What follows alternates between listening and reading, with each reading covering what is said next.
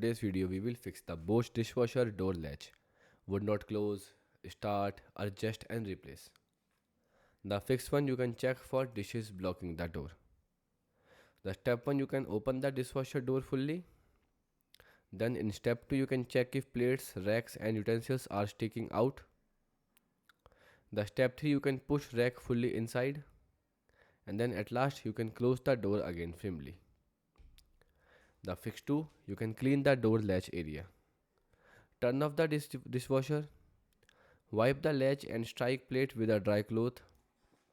Then remove food, drips or grease buildup and then try closing the door again. The fix 3 you can check the door gasket. Inspect the rubber gasket around the door. Then make sure it is not foldable or damaged. Then clean the gasket with the warm water and close the door slowly and check the alignment.